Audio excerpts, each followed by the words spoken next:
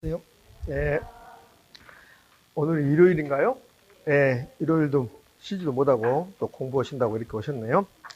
아, 오늘 지금부터 해서 몇 시까지 잡혀 있나요? 6시까지 잡혀 있습니까? 아, 6시까지? 그거 미리 받았어요? 어제 받았습니까? 아, 그래서 이렇게 스프링 하셨구나. 예, 스프링 이러니까 뭔가 좀 뻗어 있어 보이네.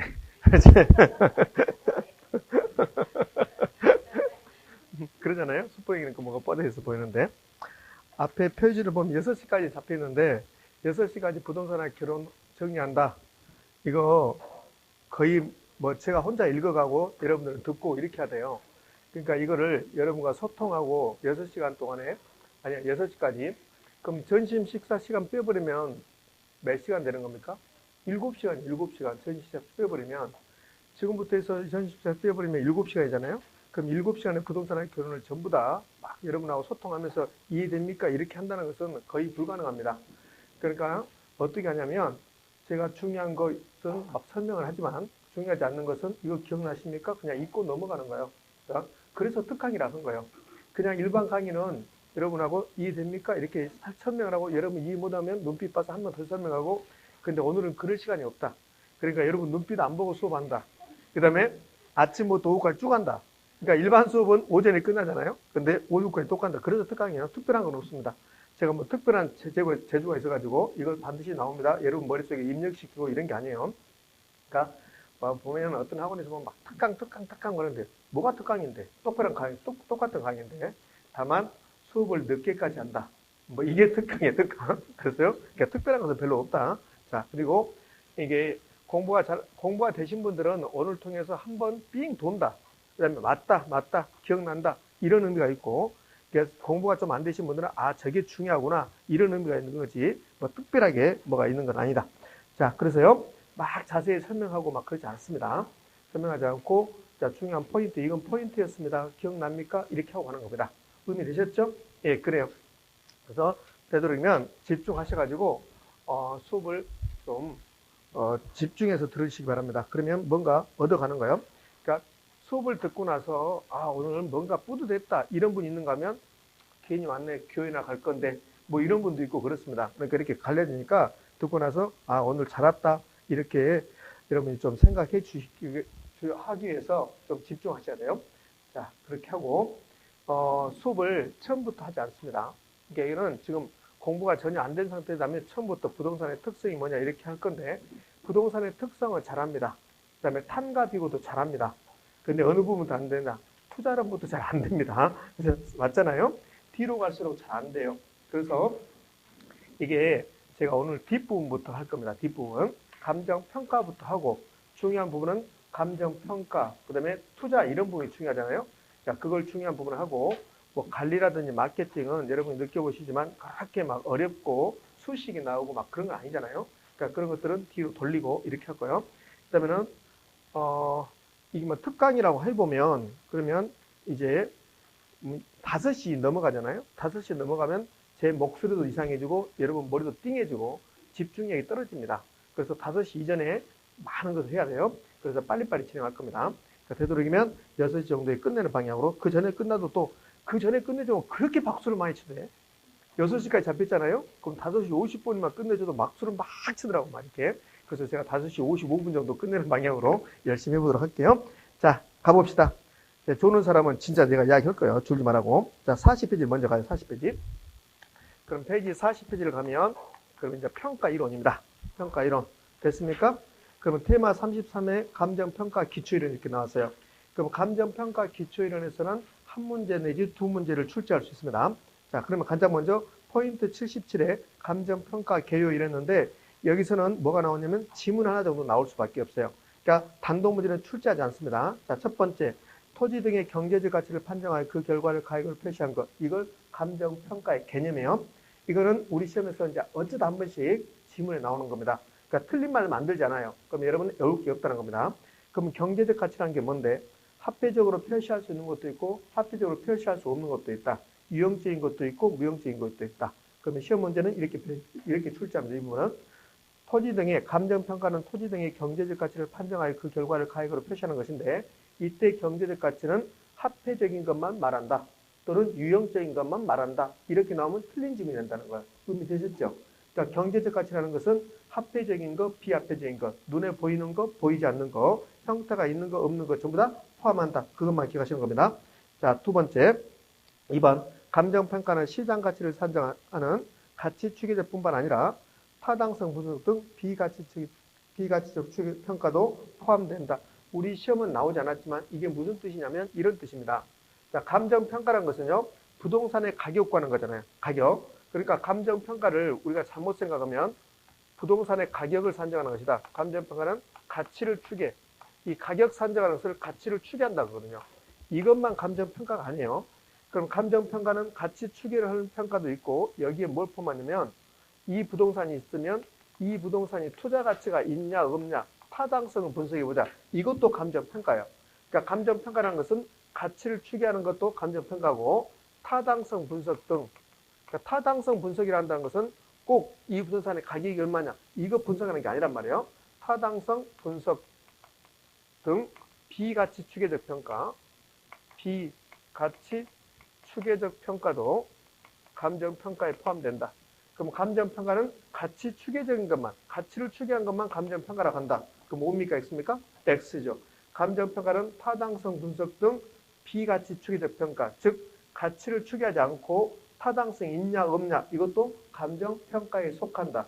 어떤 부동산 개발 사업을 하려는데 과연 타당성이 있냐 없냐를 감정평가사들이 평가할 수도 있다. 그것은 비가치 추계적 평가라고 한다. 되셨습니까? 예. 자, 3번. 감정평가는 부동산의 가치를 구하는 건데 원칙적으로 무슨 가치를 구하는 것이다? 시장 가치를 추계하는 것이다. 예외적으로 시장 가치 위의 가치를 추계할 수도 있다. 좀 있으면 다시 나올 겁니다. 자, 감정평가의 필요성하고 그 밑에 감정평가의 기능은 참고사항이니까 읽지 않아도 상관없습니다.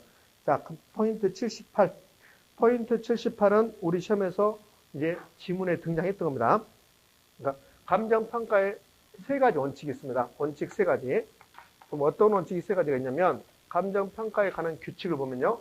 규칙 제5조에 감정평가할 때는 원칙 시장가치를 추계해라. 시장가치 추계, 시장가치 기준 원칙이라는 게 있어요. 그러니까 감정평가는 부동산의 가치를 추계하는 건데 가치는 여러 가지가 있잖아요. 가치는 여러 가지가 있다. 근데 그 여러 가지 가치 중에서 원칙적으로 무슨 가치를 추계한다? 시장가치를 추계한다. 시장가치. 이게 원칙. 그럼 원칙이 나오면 뭐가 나올까? 예외가 나오겠죠. 예외. 자, 예외는 세 가지 경우에 시장가치 위의 가치를 평가할 수 있어요. 자, 거기 보면 세 가지 경우가 나옵니다. 어떤 경우가 나오냐면 예외적으로 시장가치 위의 가치 기준으로 평가하는데 그런데 법령에 다른 규정이 있는 경우, 즉 법령에 시장가치 위에 다른 가치를 구하십시오. 이렇게 나온 경우. 두 번째, 감정평가 의뢰인이 요청하는 경우. 그 다음에 세 번째, 감정평가의 목적이나 대상 물건의 특성에 비추어 사회 통념상 필요하다고 인정하는 경우에는 이 세 가지 경우는 시장가치 위의 가치를 평가할 수도 있다 없다? 있다. 자, 정리해볼까요? 원칙적으로 무슨 가치? 시장가치. 근데 예외적으로 시장가치 위의 가치를 평가할 수 있다. 시장가치 위의 가치로 평가할 수 있다. 그러면 시장가치 위의 가치를 평가하는데 어느 경우에 그러냐? 세 가지 경우 나오잖아요. 이 세 가지는 외울 필요 없습니다. 그럼 어떻게 하냐면 평가 의뢰인이 요청하는 경우 등에는 평가 의뢰인이 요청하는 경우 등에 있어서는 시장가치 위의 가치로 평가할 수 있다 없다? 있다. 그렇게 정리하시면 하면 돼요. 자, 그러면 41페이지라서 포인트 79에 감정평가의 분류가 나왔습니다. 자, 현황평가, 조건부평가 별로 중요할 수 없어요. 그러니까 현황평가는 있는 그대로 하는 건데 우리 시험에서는 지문 2번 정도밖에 안 나왔습니다. 중요성이 없고 조건부평가는 조건을 붙여서 하는 평가입니다. 조건부평가는. 그럼 이런 것들이 조건부평가죠. 내 토지가 개발제한구역에 속했는데 개발제한구역이 해제되는 것을 전제로 평가한다. 즉 용도지역 변경을 전제로 해서 평가한다. 그래서 무슨 평가를 한다? 조건부 평가라고 한다. 근데 조건부 평가하고 그 밑에 기한부 평가를 가끔씩 속입니다. 자, 어떻게 되냐면 미래 부동산 가격에 영향을 주는 조건을 상정하고 그 조건 성취를 전제로 하는 평가를 기한부 평가라고 한다. 이렇게 출제한다고요. 그럼 뭡니까? 있습니까? X죠. 조건을 상정하고 그러면 조건부 평가고 기한부 평가하고 조건부 평가하고 전혀 다른 말이야. 기한부 평가는 미래의 특정 시점을 무슨 시점으로? 기준 시점으로. 미래의 일정 시점, 미래의 특정 시점을 기준 시점으로 기한부 평가. 그럼 미래의 특정 시점을 기준 시점 나왔으면 뭐 과거의 특정 시점, 기준시점 나와야 되겠죠. 그래서 무슨 평가? 소극평가. 필수적 평가가 무슨 말이냐? 안내요. 필수적 평가는 어떤 일이 있으면 반드시 하는 평가. 그래서 필수적 평가라고 하죠. 보상평가, 그다음에 경매평가. 국가가 국유재산을 취득하거나 또는 처분할 때 반드시 평가해야 됩니다. 이런 것들을 필수적 평가. 세금을 부과할 때 반드시 하죠. 과세평가. 그 필수적 평가도 역시 3번 정도 출제했습니다. 어떤 식으로? 보상평가는 필수적 평가이다. 이런 식으로. 그 다음에 과세평가는 필수적 평가이다. 이런 식으로. 자, 이렇게 출제한 적이 있습니다. 어떻게 출제했냐면 경매평가는 임의적 평가다. 이렇게 출제했어요. 임의적 평가는 해도 그만 안 해도 그만이거든. 그럼 경매평가는 필수적 평가다. 임의적 평가다. 필수적 평가다. 그래서 경매평가는 임의적 평가다. 이렇게 출제해서 그게 답이 된 적이 있습니다. 자, 머릿속에 기억하셔야 돼요. 경매평가는 무슨 평가다? 필수적 평가다. 그러면 담보평가라겠죠. 거기 자료에는 없지만 담보평가. 담보평가는 필수적 평가일까? 임의적 평가일까? 담보평가는 필수적 평가, 임의적 평가. 어?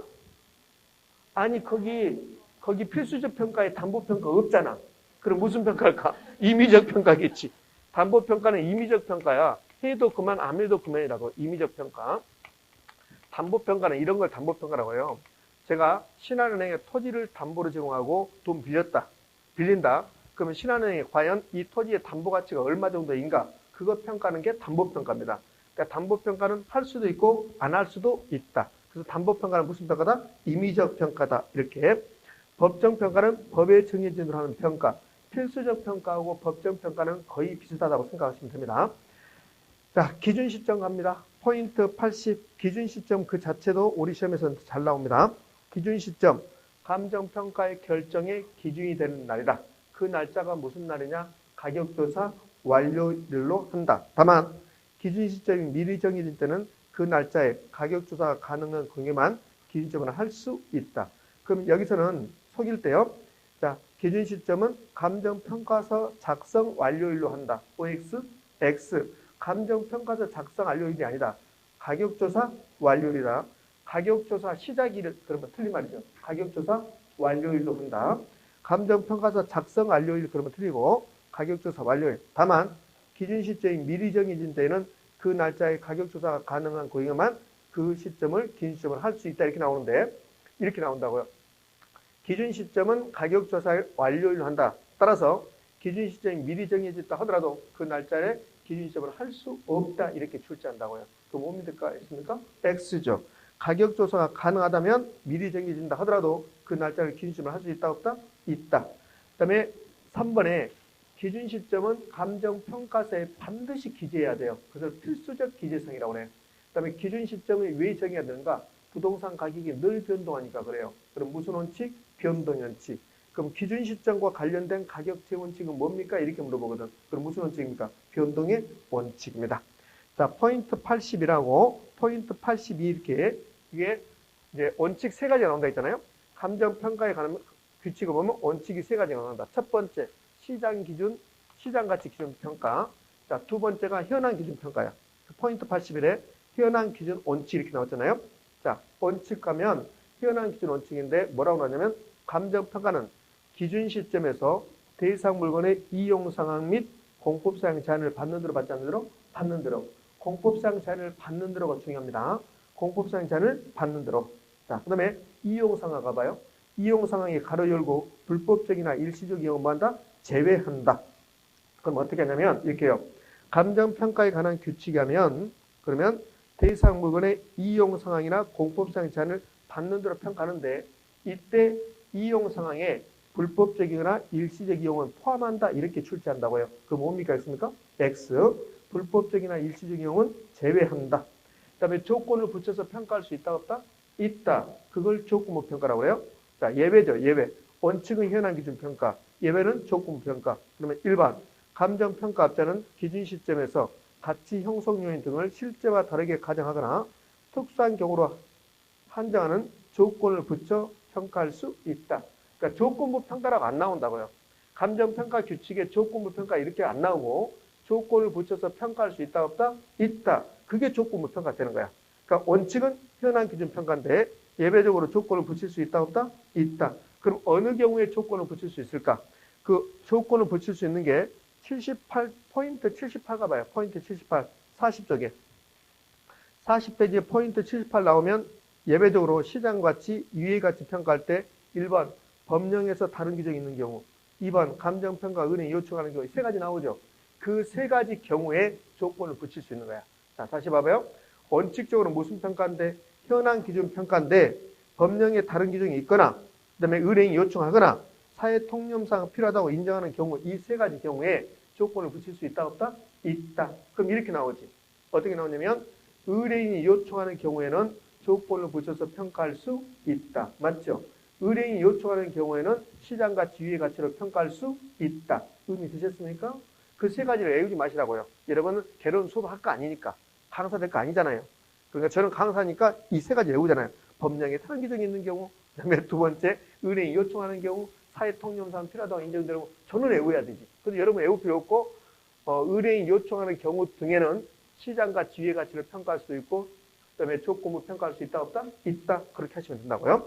자, 그다음에 포인트 82, 개별 물건 기준 원칙. 이게 가장 잘 나와요. 지금까지 저하고 지금 20분 수업하고 있는데 20분 수업 중에서 거기 포인트 82가 가장 우리 시험에 잘 나오는 겁니다.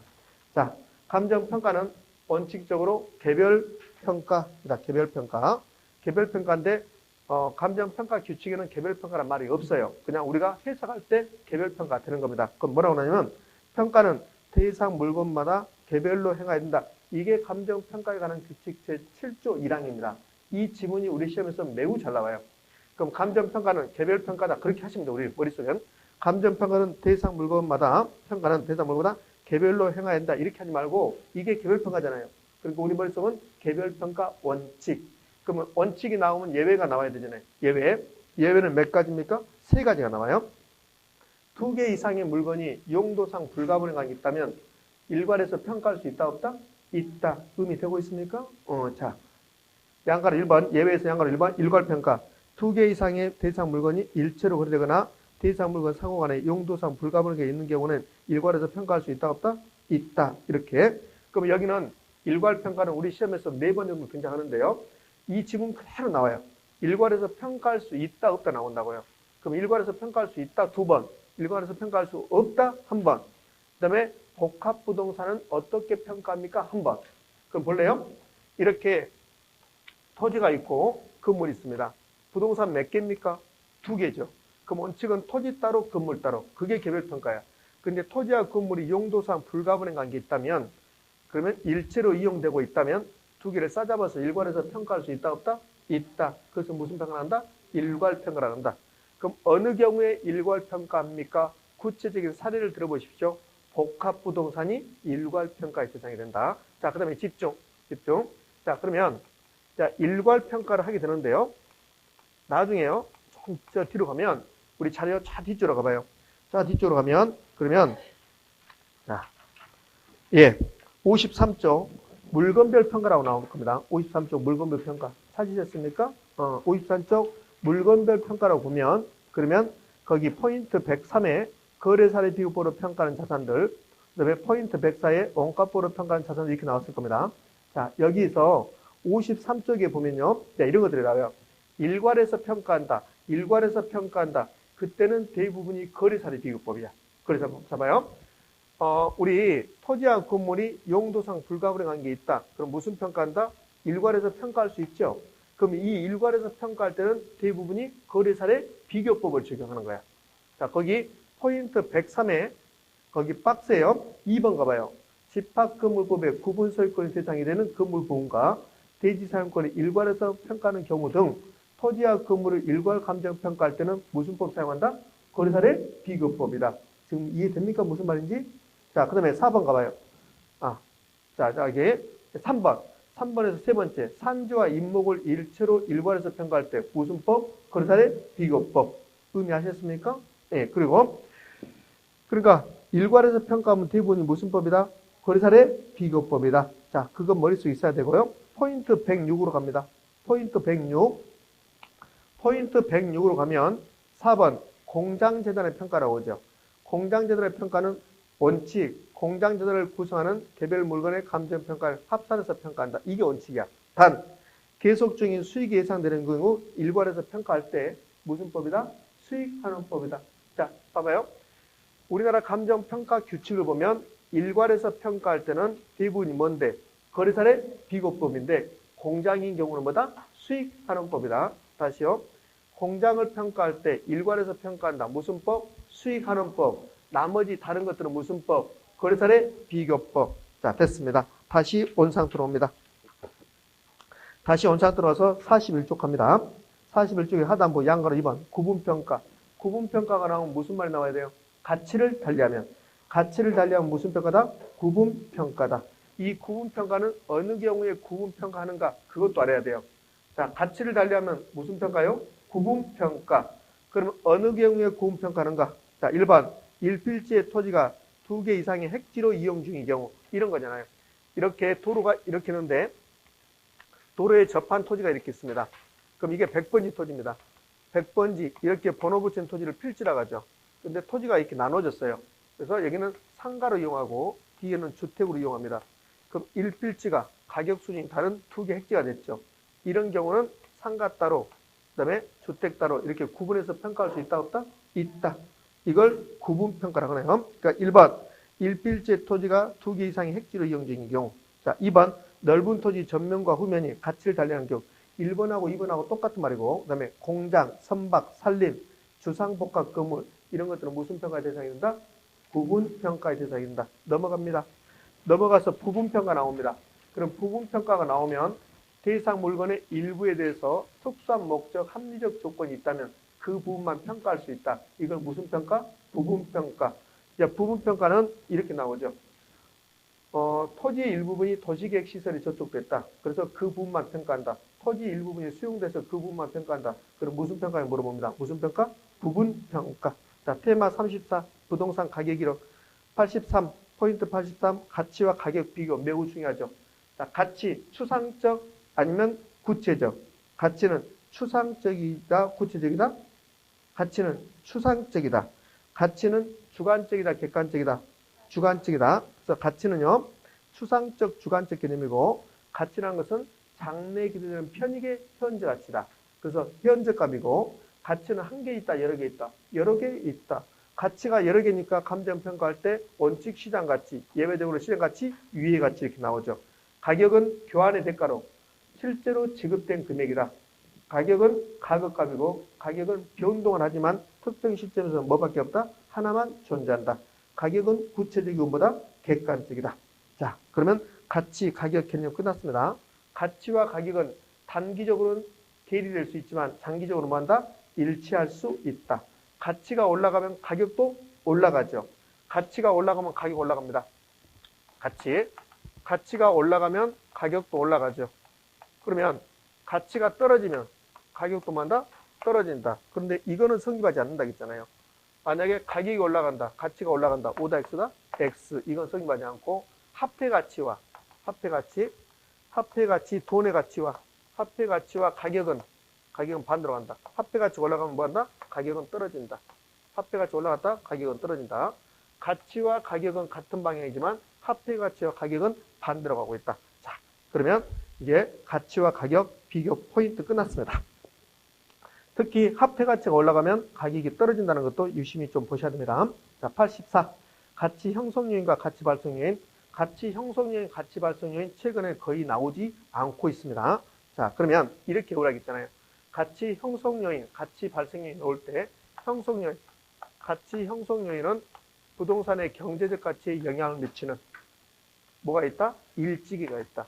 부동산의 경제적 가치에, 대상 물건의 경제적 가치에 영향을 미치는 일반적 요인, 지역 요인, 개별 요인 이렇게 있다. 그다음에 가치 발생 요인이 있네요. 가치 발생 요인, 효상, 유이, 효용, 상대적 희소성, 유효 수요, 그다음에 이전성 이렇게 있어야 한다. 효상, 유이. 그래서 외울 때 이렇게 외우라고 했잖아요.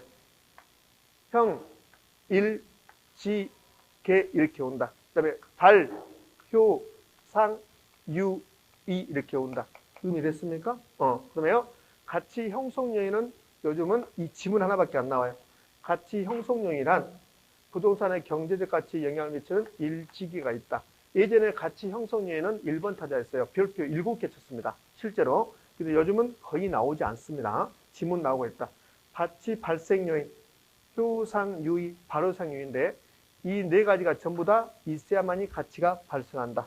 이전성은 다른 말로 뭐라고 한다? 양도 가능성이 난다. 이 이전성은 물리적 개념이다, 법적 개념이다. 법적 개념이다. 물리적 이전성이란 말이 없다. 부동산에서는 물리적 이전성이라는 말이 없고 법적 개념이다. 권리 이전성을 의미한다. 의미가 되고 있습니까? 네, 그러네. 자, 그래서요. 가치 발생 요인, 가치 형성 요인. 자, 정리됐습니다. 자, 포인트 85로 갑니다. 부동산 가격의 특징 잘 나오지 않습니다. 예전에 초창기 시험에서는 별표 5개짜리였어요. 근데 요즘은 거의 나오지 않습니다. 자, 2번 반드시 기억하셔야 돼요. 2번. 그러니까 부동산 가격의 특징에서 요즘은 잘 나오지 않는데 2번에 별표가 가끔씩 시험 지문에 나온다. 소유권 기타 권리이익의 가격인데 근데 하나의 부동산에 2개 이상의 권리관계가 있다면 각각의 권리마다 가격이 있다 없다? 있다. 그것만 기억하시나. 자, 굳이 따져보면 그러면 3번에 부동산의 가격 특징에서 장기적 고려, 장기적 비례를 형성된다. 부동산의 특성을 말해보십시오. 부동산의 특성. 부동산이 갖는 무슨 특성 때문에? 영속성 때문에 일으킨다고. 영속성 때문에. 자, 5번 국지적, 지역적으로 형성된다. 부동산의 특성은 뭡니까? 부동성 때문에. 6번 하방 경직성은 우리 시험에서 딱 한 번 등장했네요. 잘 떨어진다, 안 떨어진다? 잘 떨어지지 않는다. 자, 됐어. 거기까지만. 자, 43번으로 가서 43편이라서 테마 35 가격 재원칙, 다른 말로 가치 재원칙. 얘는 한 문제 나온다고 생각하시면 돼요. 한 문제. 근데 그동안 너무 많이 나와서 모르겠어요. 여러분 시험에서는 빠질지 모르지만 여전히 매우 중요한 부분입니다. 포인트 86 가격 재원칙, 가치 재원칙이 책에 나왔는데요. 여기는 단도문이 나오지 않고 지문을 속인다고 했잖아요. 그러면 내부 측면이 있고 외부 측면이 있고 이거에 뭐 토대가 되는 원칙, 시간 관리 원칙 많이 있어요. 그리고 다 무시해요. 뭔만 내부 측면 원칙만 기억하신다. 가격 재원칙이 13가지 정도 되는데 그 중에서 내부 측면 원칙이라는 것은 부동산 내부와 관련된 원칙을 말한다. 그러니까 부동산 가격은 그 부동산 내부와 관련돼서 형성이 되기도 하고 주위 환경과 관련해서 형성되기도 하는데 내부 측면 원칙은 그 부동산 내부와 관련된 원칙들을 내부 측면의 원칙이라고 한다. 그럼 내부 측면의 원칙은 4가지가 있는데 그 4가지 앞머리 따서 외우는 거예요. 그냥. 뭐라고요? 기, 수, 균, 수. 기여의 원칙, 수익 책임체감 원칙, 균형의 원칙, 수익 배분 원칙. 그러니까 이런 것들은 부동산 내부와 관련된 원칙이다. 그 중에서 균형의 원칙이 가장 중요한 말이 돼요. 그러니까 균형의 원칙이 내부 측면의 원칙이라는 게 가장 중요한 말이 된다고요. 이런 건 잘 안 물어봐요. 수익 최저임 체감 원칙, 수익 배분의 원칙이 내부 측면의 원칙입니까? 이건 안 물어보고 균형의 원칙을 가지고 가장 잘 물어보는 거야. 그럼 균형의 원칙이 나오면 내부 측면의 원칙이다. 그럼 균형의 원칙은 내부 측면의 원칙이다 이렇게 내는 게 아니라 균형의 원칙은 내부 구성 요소와 관련된 원칙이다 이렇게 낸다고요. 그러면 5입니까? X입니까? 5. 5죠. 균형의 원칙은 내부와 관련된 원칙이니까. 그 다음에 기여의 원칙은 내부 측면의 원칙이다. OX, 5. 그래서 내부 측면 원칙은 기수, 균수 이렇게 기억한다.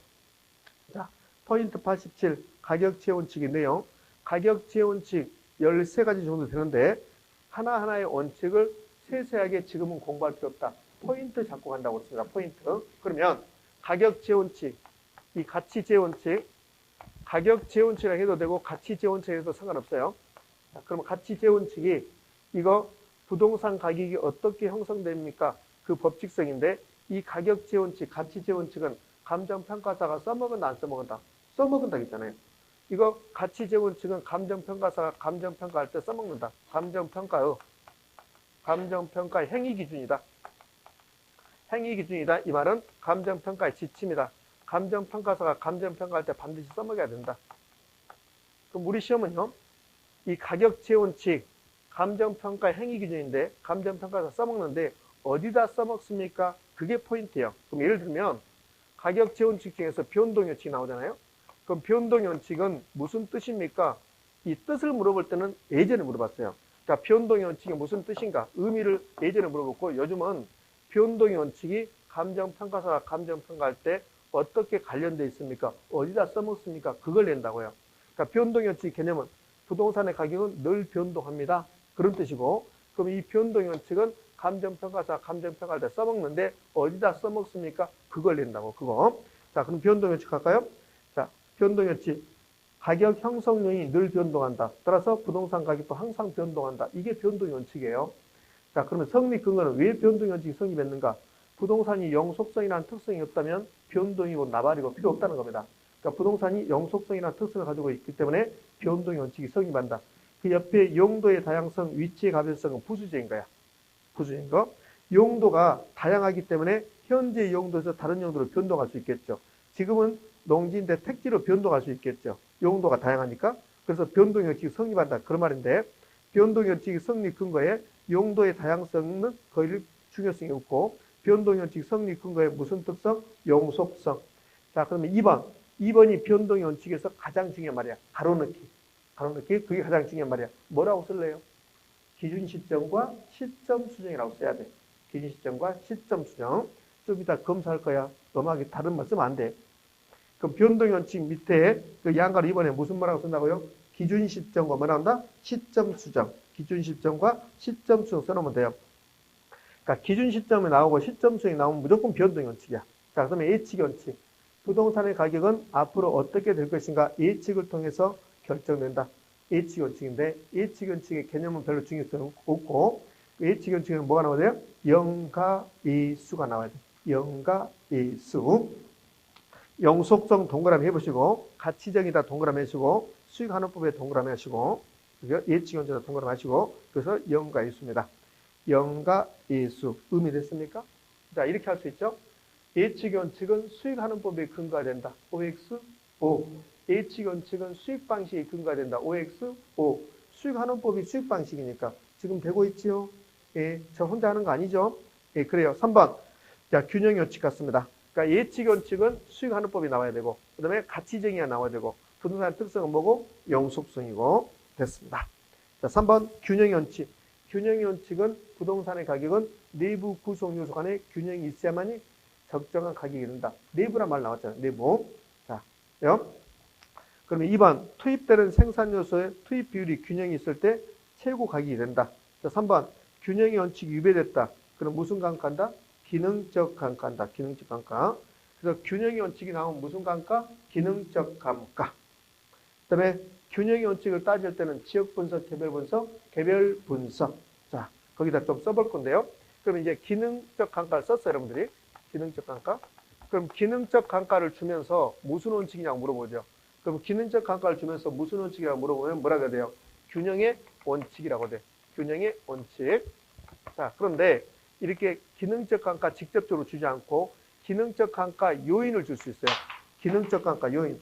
그럼 기능적 감가 요인을 줄 건데 기능적 감가 요인을 지금부터 한번 써볼까요? 기능적 감가. 무엇이 기능적 감가입니다. 무엇이 기능적 감가입니까? 건물과 부지의 부적합 또는 불균형 이렇게 나옵니다. 그러니까 건물과 부지가 나오는 순간 건물과 부지가 나오는 순간 너 기능적 감가. 그럼 무슨 원칙? 균형의 원칙. 건물과 부지의 부적합했다. 건물과 부지가 불균형 상태에 있다. 이 말을 준다고요. 기능적 감가라고 안 주고 이 기능적 감가라고 안 주고 건물과 부지가 부적합했다. 불균형 상태에 있다. 무슨 원칙입니까? 이렇게 물어본다고. 무슨 원칙? 균형의 원칙. 잠만 잡아라. 그 다음에 과잉설비, 과소설비. 이렇게 설자 나온다. 설자. 과소설비. 그 다음에 설계불량. 이렇게 나온다. 이렇게 설자가 나오면 무슨 감가가 있습니까? 설자 나오면 그러면 기능적 감가가 있어. 기능적 감가. 자, 그 다음에요. 생산요소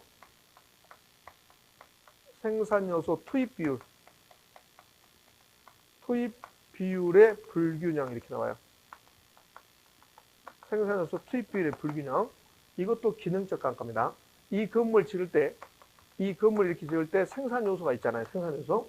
토지 노동 자본이 있겠죠. 그 토지 노동 자본의 투입 비율이 불균형 상태에 있다. 그러면 건물이 이상하게 만들어지거든. 그러면 무슨 감가다? 기능적 감가다. 그럼 얘들이 지금 기능적 감가 요인인데 이걸 주면서 무슨 감가 요인이냐? 그럼 기능적 감가를 해야 되죠. 그 다음에 얘들을 주면서 무슨 원칙이냐? 그럼 무슨 원칙? 균형의 원칙 이렇게 한다는 소리야. 그러니까 여기 나오면 이게 나오면 기능적 감가고 그러면 무슨 원칙이고 균형의 원칙이고 이렇게 해줘야 된다. 됐습니까? 예, 이번에 자 이제 여기요 내용연수라는 게 있습니다. 건물의 내용연수라는 게 있어요. 부동산 내용연수. 내용연수가 어떤 건물을 쓸 수 있는 연수입니다. 그럼 이 건물을 건축해서 이 건물을 10년 동안 사용한다. 20년 동안 사용한다. 그게 내용연수거든요. 그럼 내용연수도 몇 가지가 있을까요? 내용연수도 4가지 정도 있습니다. 3가지 정도 있어요. 내용연수, 우리 법경기가 있잖아요. 부동산의 3대 측면, 법률적, 경제적, 기술적. 그럼 내용연수도 경제적 내용연수, 물리적 내용연수, 법적 내용연수 이렇게 있다고요. 그러면 이런 것들이 문제가 있으면 무슨 내용연수와 관련되어 있을까요? 내용연수가 봐요.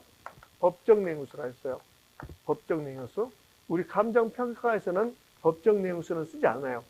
법적 내용연수는 회계학에서 쓰는 거고, 그 다음에 경제적 내용연수가 있고, 그 다음에는 기능적 내용연수가 있고, 기능적 내지는 물리적 내용연수가 있습니다. 그러면 이런 사항이 발생했다. 그럼 무슨 내용연수와 관련되어 있을까요? 당연히 기능적 내용연수와 관련되어 있는 거예요. 지금 의미되고 있습니까? 그러니까 이 기능적 감가 유형이 나오면 얘들이 나오면 여러분 머릿속에 아 기능적 감가구나. 그 다음에 균형의 원칙과 관련되어 있구나. 그 다음에 내용연수는 무슨 내용수? 기능적 내용수와 관련되어 있구나. 의미됐습니까? 이렇게 연결시킬 수 있어야 돼요. 자 됐습니다. 그러면 이제 균형의 원칙이 나오면 봐요. 균형의 원칙이 나오면 내부라는 말. 그 다음에 균형의 원칙이 위배됐으면 무슨 감가? 기능적 감가한다는 거. 그 다음에 무슨 분석을 통해서? 개별 분석을 통해서 한다는 거. 그 다음에 이제 부수적으로 기능적 감가 요인에 해당되는 것을 알아야 돼. 기능적 감가 요인에 해당되는 것. 건물과 부지가 나오면 기능적 감가. 설자가 나오면 기능적 감가. 생산요소 투입 비율의 불균형 상태에 있다. 그럼 무슨 감가? 기능적 감가. 이렇게. 자, 그다음에 적합의 원칙 갈 겁니다. 적합의 원칙은 부동산의 가격은 주위 환경과 적합했을 때, 인근 환경과 적합했을 때, 시장에 적합했을 때 가격이 적정하다. 그게 적합의 원칙. 그럼 감정평가사가 적합의 원칙을 감정평가할 때 써먹는다, 안 써먹는다? 써먹는다. 어디다 써먹는다? 감정평가사가 적합의 원칙 써먹는다며요. 어디다 써먹는다? 어디다가? 발에다가? 손에다가? 뭐 할 때 써먹어요? 지역 분석할 때 써먹지, 지역 분석. 그 다음에 무슨 감가할 때? 경제적 감가할 때. 됐잖아요. 그래서 적합의 원칙은 감정평가와 관련해서 기능적 감가와, 경제적 감가와 무슨 분석? 지역 분석. 의미되고 있습니까? 그러면 적합의 원칙이 위배됐다. 무슨 감가? 경제적 감가. 거기 가로에 들어갈 말이 무슨 감가입니까? 경제적 감가죠. 그럼 주위 환경과 부적합했다. 그럼 무슨 감가? 경제적 감가. 그러면 여기 있는 논리가 그대로 적용돼야 되잖아요. 여기 있는 논리가. 그럼 이제 경제적 감가에 해당되는 것을 써볼까요? 경제적 감가? 여기다 제가 경제적 감가에 해당되는 것을 써볼게요. 그럼 경제적 감가가 나오면 이 경제적 감가가 나오면 무슨 원칙? 적합의 원칙. 침묵은 금이 아니다. 침묵은 아니다. 적합의 원칙이죠. 경제적 감가 나오면. 그러면 경제적 감가가 나오면 적합의 원칙인데 우리 시험은 경제적 감가 주면서 적합의 원칙 이렇게 주기도 하고 이제 경제적 감가 요인을 준다고요. 경제적 감가 요인. 그러면 주위 환경과 부적합 이렇게 나와요. 그러니까 부적합, 주위 환경과 불균형 이렇게 된다고요.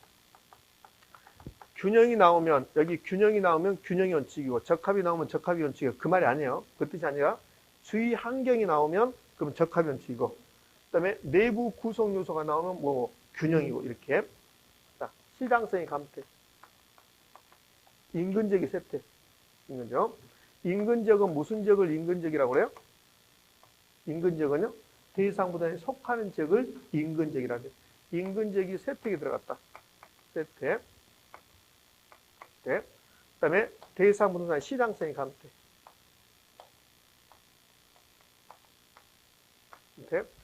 이런 것들이 무슨 감가 요인입니까? 경제적 감가예요. 이게 경제적 감가라고 해요. 경제적 감가. 경제적 감가. 그럼 이게 나오면 무슨 원칙? 적합의 원칙. 그럼 얘들은 경제적 감가 요인이고 얘들은 적합의 원칙이고 인근지역의 세태란 말 줘요. 인근지역의 세태란 말 주면서 무슨 원칙하고 관련되어 있습니까? 그래요. 무슨 원칙입니까? 적합의 원칙. 그럼 얘들은 내용 요소는 무슨 내용 요소와 관련되어 있을까? 그렇죠. 경제적 내용 요소죠. 경제적 내용 요소. 자, 볼래요? 인근지역의 세태, 시장성의 감퇴는 대상 부동산의 기능적 내용 요소에 영향을 미친다. 다시. 인근지역의 세태, 시장성의 감퇴는 대상 부동산 기능적 내용 요소에 영향을 미친다. OX, X. 무슨 내용 요소? 경제적 내용 요소. 간단해, 여러분들. 봐봐. 경제적 감가는 경제적 내용 요소고, 기능적 감가는 기능적 내용 요소고, 이렇게 연결해 주면 돼요. 그러니까 여기 있는 거, 건물과 부지가 부족함했다. 과잉설비, 과도설비, 설계 불량했다. 생산자 수입 비율의 불균형 상태에 있다. 그럼 무슨 내용 요소? 기능적 내용 요소에 영향을 미친다. 시장성의 감퇴, 인근지역의 세태, 주의환경과 부적합했다. 무슨 내용 요소? 경제적 내용 요소에 영향을 미친다. 무슨 감가? 경제적 감가. 무슨 원칙? 적합의 원칙. 자, 5번 갑니다. 지역 분석, 5번 하기 전에 지역 분석 나왔습니다. 무슨 원칙? 적합의 원칙. 개별 분석 무슨 원칙? 균형의 원칙. 자, 마무리 잘해야 돼요. 똑같은 수업을 듣고 똑같은 학원을 다니는데 누구는 합격이고 누구는 불합격이고 10월 26일 날 어떤 사람은 핸드폰을 꺼놓고 이거 얼마나 불합리해 이거. 말이 안 맞지. 그지? 그러니까 다 합격하셔야 돼. 합격. 다 합격할 수 있다. 5번 기여의 원칙. 부동산의 가격은 구성 요소 간의 기여도의 합이다. 생산비 합이다. 기여도의 합이다. 생산비 합이라고 3번이나 나왔어요. 그러면 생산비 합이 아니라 무슨 합이다? 기여도의 합이다. 병합 분할 가능성이 기여의 원칙하고 관련되어 있고 추가 투자의 적정성 판단한다. 그러니까 기여의 원칙이 나오면 가장 먼저 부동산의 가격은 기여도의 합이다. 그거 1번이고 그다음에 추가 투자의 적부가 2번이고 그러니까 부수적으로 병합 분할 가능성하고 관련되어 있다. 이게 3번째죠. 그러니까 추가 투자 적부하고 기여도의 합은 기여의 원칙에서 매우 중요한 말입니다. 그럼 기여의 원칙은 내부 측면, 외부 측면, 내부 측면, 기여도의 합이다. 추가 투자의 적정성이다. 자, 됐습니다. 그 다음에 추가 투자의 적정성 또 하나 나와야 되죠. 어떤 게 추가 투자의 적정성과 관련되어 있습니까? 수익 체증 체감의 원칙이 추가 투자의 적정성과 관련됐다. 거기 7번에 나왔는데 자, 좀 이따 다시 볼 거예요. 그러니까 추가 투자의 적정성 나오면 머릿속에 2가지가 기억나야 돼요. 기여의 원칙하고 뭐다? 수익 체증 체감 원칙 기억나야 되죠. 자, 6번 대치 원칙으로 합니다. 대치 원칙.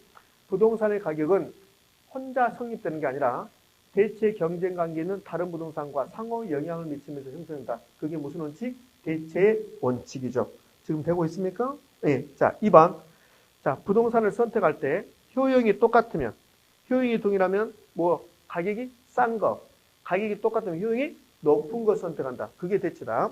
자, 못 따라오신 분 있네. 못 따라오신 분. 지금 43페이지 하단부에 하고 있어요. 대체 원칙에서 2번 하고 있습니다. 부동산을 선택에 있어서 효용이 똑같으면, 쓸모가 똑같으면 당연히 가격이 싼 거 선택하고 가격이 똑같으면 효용이 높은 거 선택한다. 이걸 뭐라 한다? 대체라고 한다. 대체. 자, 대체 원칙은 감정평가 3방식이 근거인데 이 말보다는 그 옆에 말이 최근에 출제했다.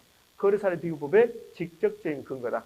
거래사례 비교법으로 평가할 때 대체 경쟁 관계에 있는 다른 부동산을 선택해서 서로 비교하잖아요. 그러니까 대체 원칙은 거래사례 비교법에 근거가 된다. 혹시 대체 원칙은 임대사례 비교법에 근거가 된다. 그럼 뭘까 있을까? 오야 오. 거래사례 비교법이나 임대사례 비교법이나 논리가 똑같다고요. 그러니까 거래사례 비교법이라든지 임대사례 비교법이라든지 다 똑같은 말이야. 그러면 대체 원칙이 거래사례 비교법, 임대사례 비교법에 직접적인 근거가 된다. 의미됐습니까? 자, 거래사례 비교법이 가장 일반적인 표현이고 우리나라 감정평가 규칙도 거래사례 비교법으로 나오는데 그 거래사례 비교법을 가끔씩 이렇게도 불러요. 매매사례 비교법이라고도 부릅니다. 매매사례 비교법. 글쎄 매매사례 비교법이라 보다는 거래사례 비교법으로 나올 건데 어떤 모의고사 보면 가끔씩 이제 매매사례 비교법이라 나오는데요. 이건 법적 용어가 아니에요. 법적 용어는 거래사례 비교법입니다. 자, 거래사례 비교법하고 뭐가 똑같은 말이다? 매매사례 비교법하고 똑같은 말이다. 그럼 대체 원칙은 3방식의 성립 근거인데 직접적으로는 무슨 방법에? 거래사례 비교법에, 임대사례 비교법에 성립 근거가 된다. 자, 7번 수익체증 체감 원칙부터는 잘 나오지 않아요. 그럼 수익체증 체감 원칙은 뭘 기억하시냐면 자, 뒤로 넘겨봅니다. 자, 44쪽 가볼까요? 44쪽 가면, 그럼 이런 말 나와요. 양가로 4번에 추가 투자의 적정 여부 나오죠? 그게 수익재정 체감 원칙에서 여러분 기억해야 돼요. 그러면 추가 투자의 적정성 나오면, 추가 투자의 적보가 나오면, 무슨 원칙, 무슨 원칙? 기여의 원칙하고 수익재정 체감의 원칙. 쓰실 분은 이제 써보라고요. 추가 투자. 추가 투자의 적부를 따질 때는 두 가지 원칙이 나와야 된다. 무슨 원칙하고 기여의 원칙하고 그다음에 수익, 체증, 체감의 원칙하고 이 두 가지가 나온다. 자, 속일 때 어떻게 속이냐? 추가 투자의 적부는 기여의 원칙과 수익 배분의 원칙이라고 쓴다. 수익 배분의 원칙. 수익 배분의 원칙이 아니라 뭐다? 수익, 체증, 체감의 원칙. 시험 볼 때까지 저 말, 제 입을 통해서 5번 앞으로 더 들 겁니다. 추가 투자의 적부 나왔습니다. 그러면 무슨 원칙? 기여의 원칙하고 수익, 체증, 체감의 원칙. 자, 8번 수익 배분의 원칙. 다른 말로 잉여 생산성 원리라고 하는데 역시 거의 나오지 않습니다. 자, 수익 배분의 원칙은 이런 게 수익 배분의 원칙입니다. 이 부동산으로부터 나오는 수익이 있을 것이다. 그럼 부동산으로부터 나오는 총 수입이 10억이다. 그럼 이 10억이 배분돼요. 어떻게 배분되냐면 배분됩니다. 수익은 배분된다. 어디에? 생산 요소에 배분되죠. 그러면 생산 요소는 자본이 있을 것이고 노동이 있을 것이고 경영이 있을 것이고 그다음에 토지가 있을 것이다. 이 네 가지를 4대 생산 요소라고 하거든요. 그러면 자본에는 뭘로? 이자로 배분돼야 되잖아요. 노동에는 임금으로, 그다음에 경영에는 이윤으로, 그 나머지가 토지에 배분돼요. 나머지가 여기 배분되고 나머지를 잉여라고 해요. 잉여. 나머지가 토지에 배분된다. 이걸 수익 배분의 원칙이라고 그래요. 그러니까 수익 배분의 원칙은 부동산으로부터 발생하는 총 수입은 각각의 생산 요소에 배분되고 나머지가 토지에 배분된다. 이걸 수익 배분의 원칙이라고 그래요. 그럼 토지에 배분되는 목이 크면 클수록 그 토지의 가격은 높을까 낮을까? 높겠죠. 이걸 수익 배분의 원칙 이렇게 씁니다. 그럼 수익 배분의 원칙은 감정평가와 관련해서 뭐하고 연결되냐면 수익 분석법의 근거예요. 수익 분석법. 네. 자, 들어보세요. 이 수익 분석법을 거의 쓰지 않는 방법이라고요. 그 다음에 토지자녀법. 토지자녀법의 근거입니다. 여러분들 저에게 수업 들으면서 토지자녀법, 수익 분석법을 제가 거의 언급하지 않거든요. 왜? 이거 쓰지 않는 방법이에요. 이거 쓰지 않는 방법이라고요. 그러면 쓰지 않는 방법인데 수익 분석법이 아니 수익 배분의 원칙이 수익 분석법과 토지자녀법에 근거가 된다. 이 말이 잘 나올 것 같아요? 안 나올 것 같아요? 잘 나오지 않는다고요. 의미하셨습니까? 그러니까 굳이 나는 다 공부해야 되겠다. 그럼 수익 배분의 원칙이 나오면 토지자녀법과 수익 분석법이 근거가 된다. 이렇게 기억하면 좋겠지만 굳이 여기까지는 기억할 필요 없을 것이다. 자, 그 다음에 9번 경쟁의 원칙은 다 필요 없어요. 뭔만 나오면 돼요? 초과 이윤만 나오면 돼요. 초과 이윤. 자, 이제 부수적으로 부동산 시장은 경쟁은 두 가지가 있죠. 수요자 경쟁과 공급자 경쟁이 있어요. 그럼 부동산 시장에서는 수요자 경쟁이 일반적일까? 공급자 경쟁이 일반적일까? 수요자 경쟁이 일반적이죠. 부동산 시장에서는 공급자 경쟁이라는 말은 잘 나타나지 않습니다. 왜요? 규정성 때문에 못 만들어요. 못 만들기 때문에 공급자 경쟁이라는 말 나타나지 않고 수요자 경쟁이 나타나는 거야. 자, 다시요. 경쟁의 원칙이 나오면 뭐가 나와야 돼요? 초과이윤 나와야 돼요. 초과이윤. 초과이윤이 이게 포인트고 그냥 부수적으로 경쟁이 나왔으니까 부동산 시장은 무슨 경쟁이다? 수요자 경쟁이다. 이렇게 하시면 돼요. 기회비용 원칙 거의 나오지 않습니다. 자, 그다음에요. 마지막에 11번 수요공급 원칙. 부동산의 가격도 수요공급 상호작용으로 결정된다. 그게 수요공급의 원칙입니다. 더 이상 할 필요 없어요. 이 정도면 가격 제원칙 됩니다. 여기서 벗어나면 어쩔 수가 없다. 그 다음에 가끔씩 사례 나오죠. 사례. 그럼 이제 사례에서는 균형의 원칙과 적합의 원칙이 가장 사례에 잘 나와요.